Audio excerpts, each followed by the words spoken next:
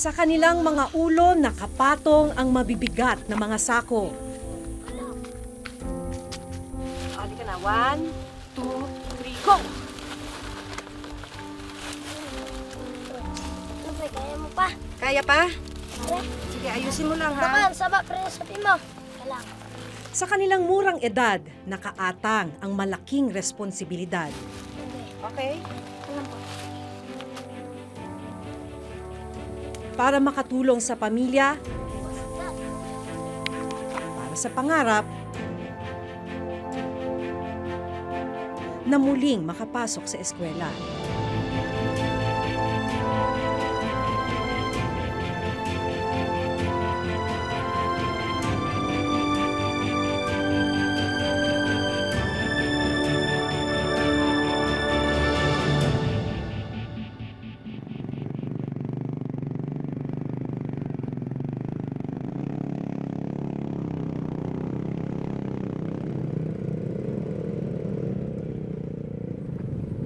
Yung paghabal-habal natin ngayong umaga para makatipid na rin sa oras kasi kung lalakarin natin mula dun sa highway hanggang sa community, lalo na katulad namin na baguhan lang sa pag-trek dito, aabutin daw to ng 3 oras. Pero kung sanay ka na, makukuha ng 2 oras.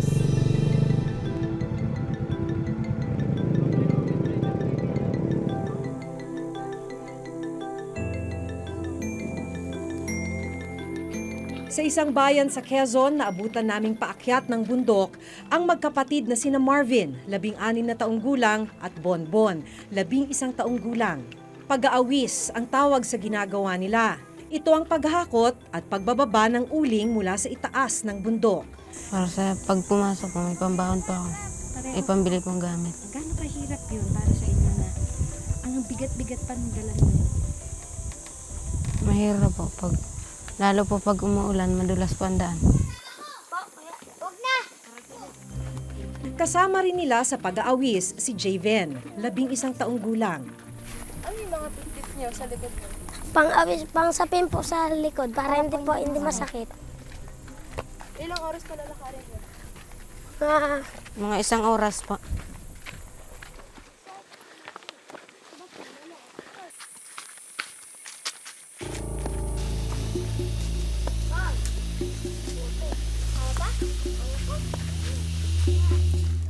Habang naglalakad paakyat ng bundok, biglang napigtas ang suot na tsinelas ni Javen. Madalas ka ba mapatulan ng sinelas? Opo. Ba't mo tinatanggal? Mas madali ba? Opo, gawa pong paglalakad po madudulas po. Boy kami sa isang gubat, liblib na daan at maputik ba? Matapos ang halos 2 oras na pag-akyat, narating na rin ng grupo ang ulingan.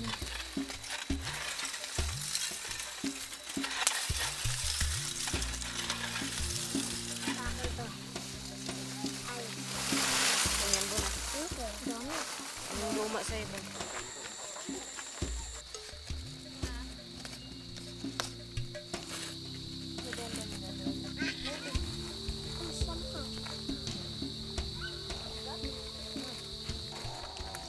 Maya-maya pa, naghanda ng mag-awis ang mga bata.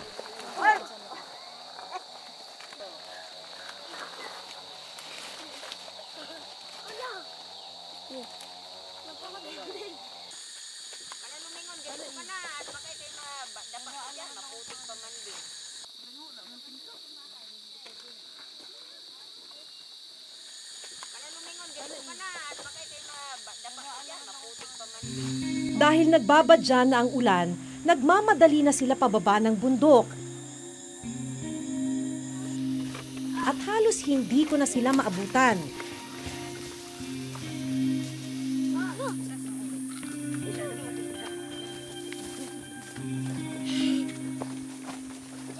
Sanay na ang mga bata sa pagpapadaos-dos pababa ng bundok.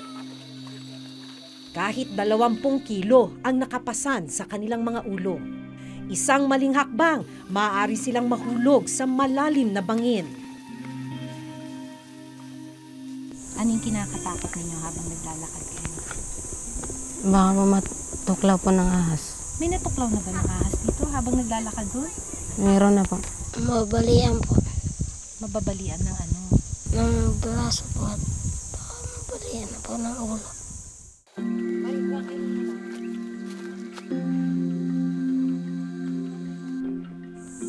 Nararamdaman mo na sa katawan mo? Opo, tuwing pagkagising po, sumasakit po. Minsan gusto mo na bang umayaw? Opo, pero po hindi pwede. Kailan mo naiisip yung ayaw mo na? Sa tuwing magbubuhat po, habang pasang-pasang po yung ano. Baba mo to. Tara na.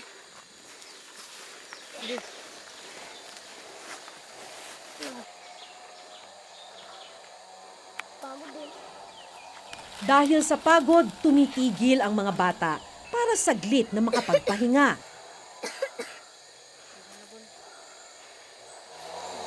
Nakakasakit din sa ano? Bigat din. Susunod na ano?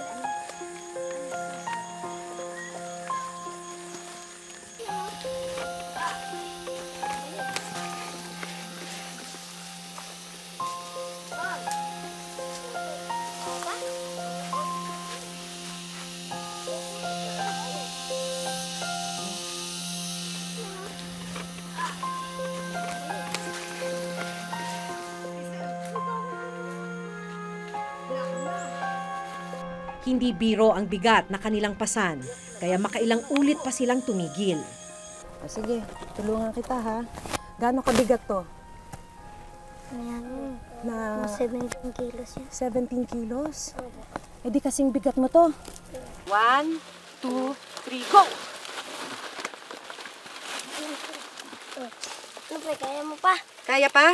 Pre, Sige, ayusin mo lang bakal, saba pre, sabi mo. Kalang. Tingnan mo yung sa ulo mo. Yung sa pen. Hindi. Okay? Pre, kalang po. Ano pre? Kalang. Yan. Wala na, pre, sabi ulo mo. Yung sa pen, yung sa pen. O yan. Stable ba? Pwede nating ulitin.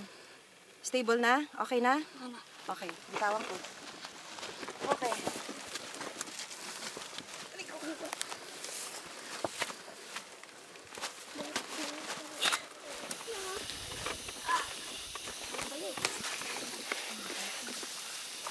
Yung isang sakong to, 17 kilos daw, tansya. Ako walang buhat, hinihingal na ako at pinapawisan. Kaya mahirap talaga itong ginagawa ng mga bata eh. E di ang hirap maglakad Opo. nang walang tsinelas, Opo, natutusok po ng mga kahoy-kahoy po. kahoy at saka yung mga matatalas na bato. Opo. Ilang beses sa isang linggo ninyo to nilalakad? Depende po sa pag may papawisin po. Sa pinapaawis nila. Opo. So, Balikan po. Sa isang araw, mga 3 balik. sa isang araw, 3 balik? Opo, depende po. Sa isang linggo, nakakailan kayo? Mga 3 beses sa isang linggo? O halos araw-araw kayong nag-aawis? Minsan po, wala na po. Nauubos po. Naubusan po kami. Gawa po marami po rin po nag-aawis na ibang bata po. Marami pang ibang bata, so parang kompetensya siya. Opo. So ibig sabihin, kahit na sobrang bigat nitong dala-dala ninyo, masaya pa kayo kung may aabutan kayo ron. Opo, gawa po ang pambili po ng pagkain. Wala nang sapin yung ulo ko. Sakit na ng ulo ko. Masakit na ulo mo? Lika. Ayun na po.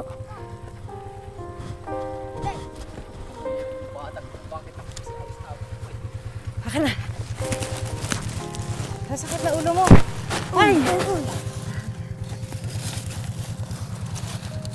Wala pa kayong almusal, ano? Nag-almusal na po ako. Ito lang po hindi nagkain. Ikaw, hindi ka pa kumakain? Baka kaya masakit ang ulo mo, wala ka pang kain. Hindi po. Gawa po sa ulo. Buti kinakaya mong magbuhat nang wala pang almusal. Kaya naman po. So paano yan kung masakit na ulo mo? Tutuloy pa ba natin? Tuloy ka po. Tatapusin mo itong pag-aawis. Opo. Lagi bang nangyayari ito? Kahit masakit na ang katawan, kahit masakit na ulo, diretso pa rin. Opo.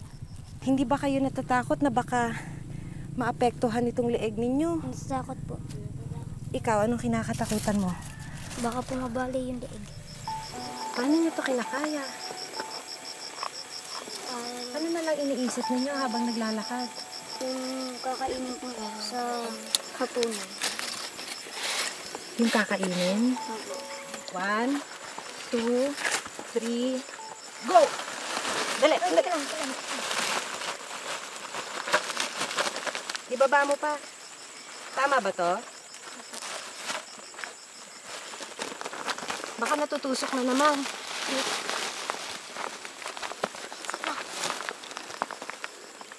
Tama ba to? Taas po, taas. Taas. Taas. O yan. Okay na? Paano kung umuulan? Paano kung umulan tapos basa tong kalsada? Dudulas po. Tsaka po pag nawala na ito pang ulo po, hindi na po tatanggapin. Pagkaalin? Wala na po yung ibabaw po. Ah, ganoon? Opo. So, kailangan punong-puno siya? Opo.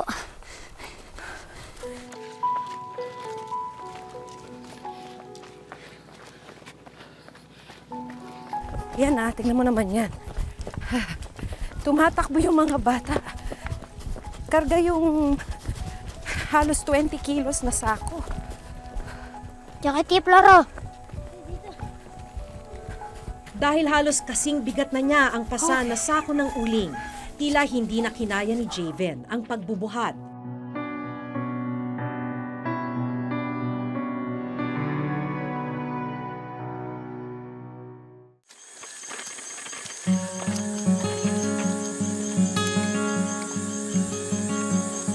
Sa barangay na ito sa probinsya ng Quezon, pag-uuling ang pangunahing kabuhayan ng maraming residente. Ang problema sa sobrang hirap ng buhay, may mga kabataan na tumutulong sa pamamagitan ng pag-aawis o yung paghahakot ng uling.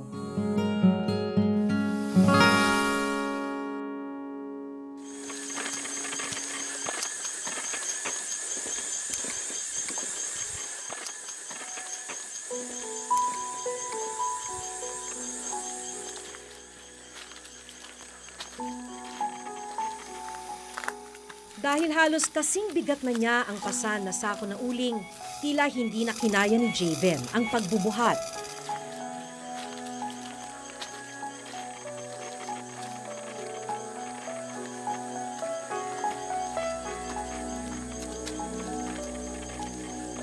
Pero kailangan pa rin nilang magpatuloy sa pagbaba ng bundok.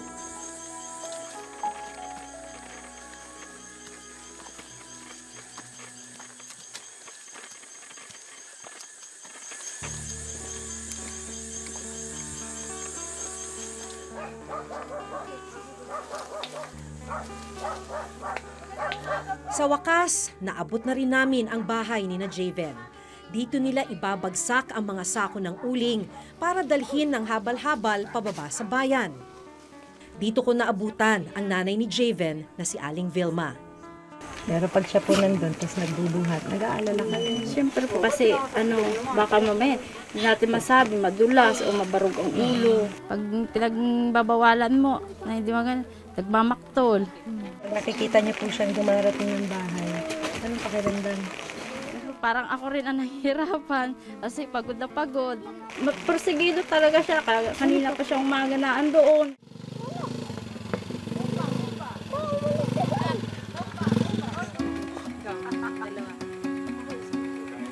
Ate-ate lang kayo dito.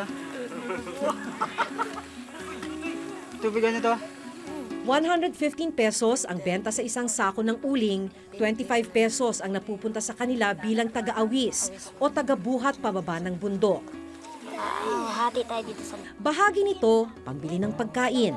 Pero ang ilang barya, iniipon nila para may panggastos sa darating na pasukan.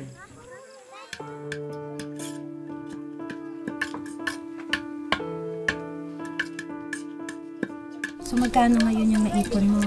Bilangin nga natin. 4, 5, 7. Nagdagdag na ng 11 pesos yung pera mo. Bakit importante sa'yo to? Para po makabili ng gamit. Gamit para saan? Sa eskwelahan po. Tumigil ka na sa pag-aaral. Bakit ka tumigil? Nagkasakit po ako. Tsaka po walang pumasahe po. Dahil walang pamasahe, tumigil ka muna. Bakit importante sa'yo mag-aral? Para po magkatrabaho. Honor student ka daw nun? First po. First honor? Opo. Anong subject ka pinakamagaling? Mathematics po. Sama. Pangarap mo? Architect. Tapos, anong gamit yung kailangan mo para makabalik ka na sa eskwela? Notebook po. Ang magkapatid na sina Marvin at Bonbon hindi rin nawawalan ng pag-asa na maaabot ang kanilang mga pangarap. Kanina tinanong ko si Joven kung anong pangarap niya. Ikaw? Mandalo pa. Ikaw, Marvin? Naging doktor po. Talaga? Pagka iniisip ninyo, maaabot niyo ba yung pangarap niyo? Opo. Wala pang nakakapagtapos ng pag-aaral sa kanilang mga pamilya, kaya ganun na lang ang pagsusumikap ni na Javen, Marvin at Bonbon. Kasi po pag nakapagtapos po, makakapagtrabaho na po ako ng maayos at makakabila na po ako ng mga pagkain po.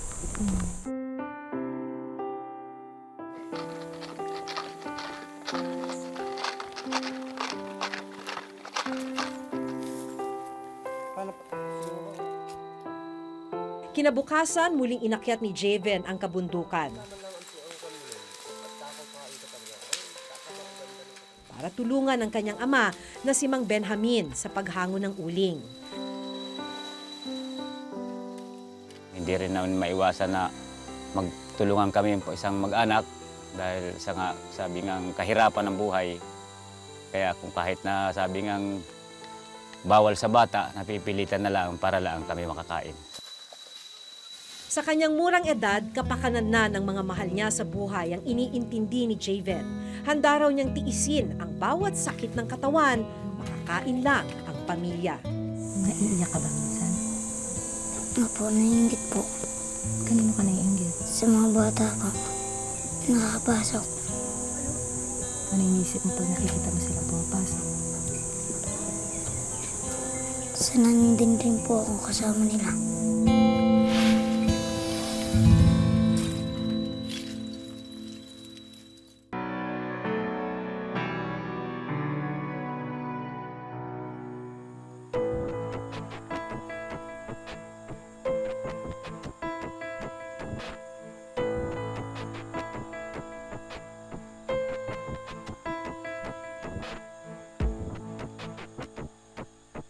It's really palakasin pa yung programa for the rural sector. Mag-invest talaga sa agriculture, mag-invest talaga sa creating more jobs in the rural economy, no?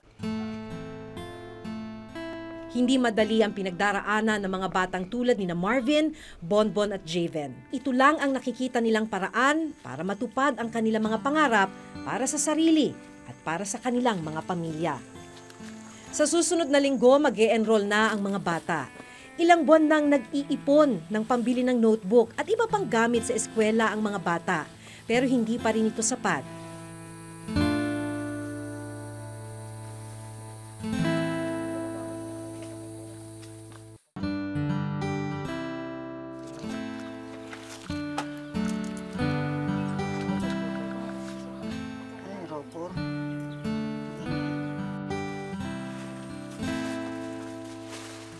Kaya bago kami umalis, minarapat namin ibigay na ito sa kanila.